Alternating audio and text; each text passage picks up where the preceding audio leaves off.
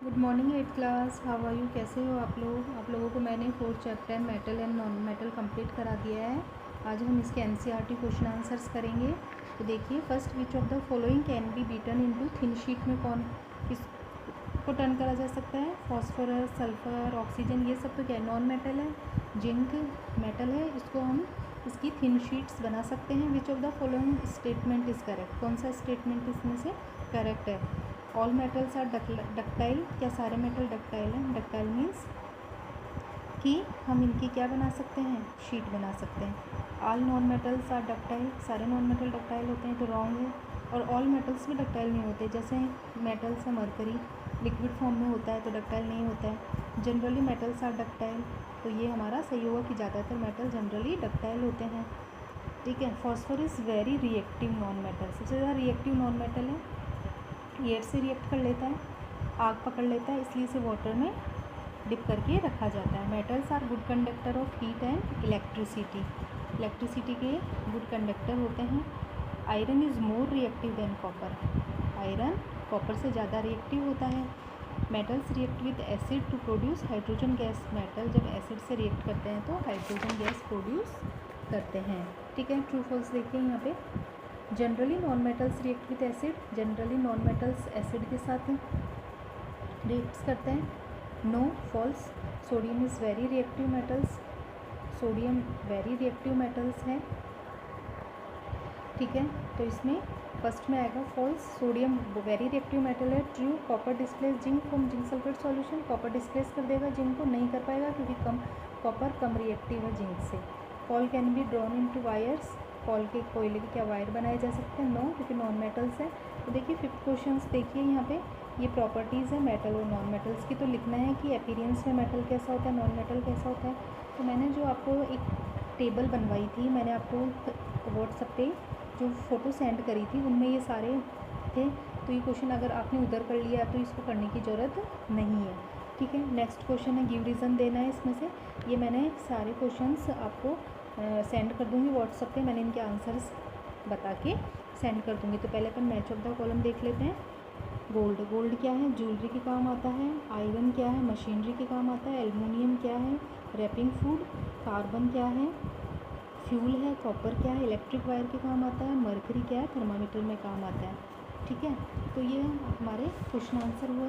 अब मैं ये आपको 6 के गिव रीजंस वाले क्वेश्चन आंसर्स कराती हूँ, जिसकी मैं फ़ोटो सेंड कर दूँगी। तो पहले मैं एक्सप्लेन कर देती हूँ आपको। पहले क्वेश्चन से, aluminium foil are use to wrap food items, aluminium foils में हम फूड रैप करके क्यों रखते हैं? तो इसका आंसर ये रहा, aluminium is malleable, soft and does not react with food. Aluminium कैसा है? मैलिएबल है, मतलब इसकी शीट्स बना सकते हैं, सॉफ्ट होता है, फूड से रिएक्ट नहीं करता। ठीक है, फूड आइटम से रिएक्ट नहीं करता, so it is use to wrap food items. ठीक है, सेकंड क्वेश्चन है हमारा, immersion rods for heating liquids are made up of metallic सब। जो इमर्ज रोड बनाते हैं हम पानी गर्म करने की, हीटिंग लिक्विड्स करने के लिए, तो वो मेटल की क्यों होती है? इसका आंसर है, immersion rods for heating liquids are made up of, question में से ये पहले metallic substance, because metals are good conductor of heat and electricity, क्योंकि मेटल्स गुड कंडक्टर होते हैं हीट और इलेक्ट्रिसिटी के। थर्ड क्वेश्चन है, copper can not displace zinc from its salt solution, copper displace नहीं कर सकता जिंक को इसकी सॉल्ट सॉल्यूशन में से, क्योंकि कॉपर कम रिएक्टेबल है जिंक से, इसलिए उसको हटा नहीं पाएगा।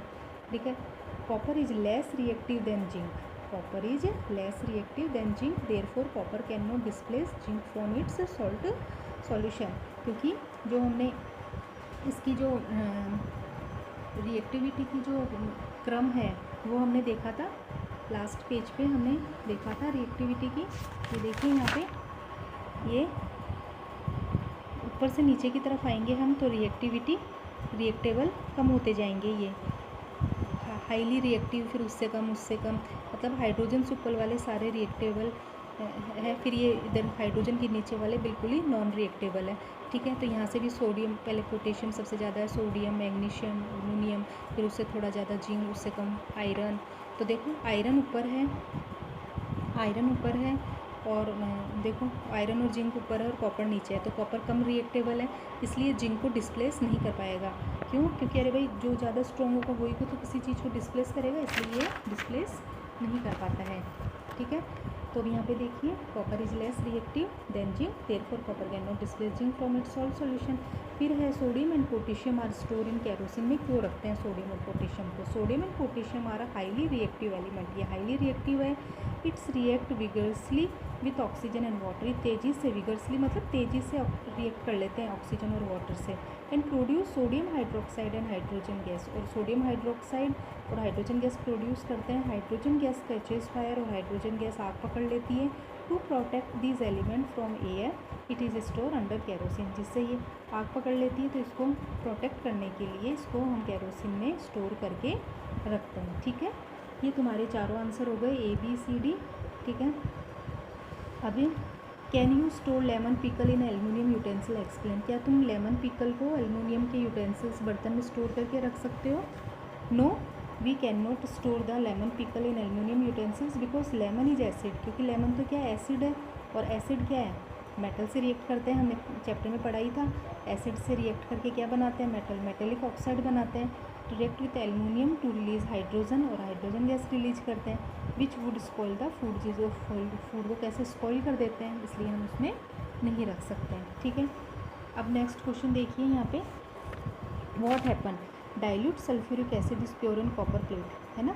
तो डाइल्यूट सल्फ्यूरिक एसिड को हम कॉपर प्लेट पे, सल्फ्यूरिक एसिड का क्या फॉर्मूला है H2SO4, इसमें क्या मिलाएंगे हम, कॉपर मिलाएंगे, मतलब रिएक्शन कराएंगे, मिलाएंगे तो रिएक्शन ही होगी, तो क्या बनेगा, copper sulphate plus hydrogen gas बनेगी, ठीक है, copper sulphate plus hydrogen gas. तो ये ऐसे यहाँ पे ये हमको रिएक्शन ऐसे करके हम बता देंगे, और ये क्या बन रहा है, कॉपर सल्फेट बन रहा है, और हाइड्रोजन गैस रिलीज हो रही है, इसलिए मैंने ऊपर एरो लगाया है। नेक्स्ट क्वेश्चन है, iron nail are placed in copper sulphate solution. Iron nail मतलब आयरन की कील को हम कॉपर सल्फेट सॉल्यूशन में रखेंगे तो क्या होगा, तो रिएक्शन होगी, कॉपर सल्फेट सॉल्यूशन का फॉर्मूला है ये, copper sulphate plus iron nail है ये आयरन, तो क्या बनेगा, फेरस सल्फेट प्लस कॉपर बाहर निकल जाएगा, ठीक है, और ये रिएक्शन हो जाएगी, ठीक है। Write down equations of this, तो ये सारी इक्वेशंस लिखनी है तो हमने लिखी दी है। नेक्स्ट क्वेश्चन है, Saloni took a piece of burning charcoal and collected the gas evolve in a test tube. Charcoal को उसने बर्न करा है और जो गैस है उसको टेस्ट ट्यूब में कलेक्ट कर ली, तो अपन को इस गैस का नेचर बनाना है और इक्वेशंस को लिखने की कौन कौन सी इसमें रिएक्शंस हुई है। तो इसका आंसर भी हम देख लेते हैं, इसका आंसर ये रहा, द नेचर ऑफ गैस। हम गैस का नेचर पता लगाने के लिए क्या करेंगे, the gas of nature can be found by adding water to the gas in the test tube. Test tube में पानी डालेंगे हम, and then put some blue litmus solution in the jar, और लिटमस पेपर से हम इसको test करेंगे। The blue litmus solution turn red, तो ब्लू लिटमस कैसा हो गया, रेड हो जाएगा। This mean the gas is acidic in nature, तो इसका क्या मतलब है, गैस एसिडिक नेचर की है। अब गैस कौन सी है, बनी क्या है, उसकी रिएक्शन बतानी है। तो चारकोल मतलब कार्बन ही है, ऑक्सीजन से रिएक्ट कराएंगे, कार्बन डाइऑक्साइड बनाएगी। अब इस कार्बन डाइऑक्साइड में हमने वाटर ऐड करा था तो H2CO3 बनेगा, मतलब कार्बोनिक एसिड बनेगा, ठीक है। तो ये इसका आंसर हो गया, अच्छे से देख लीजिए आप। The nature of gas can be found by adding water to the gas in the test tube and then put some blue litmus solution in the jar, ठीक है, ये इसका आंसर हो गया। अब बाकी क्वेश्चन आंसर हम नेक्स्ट वीडियो में कराएंगे। Thank you.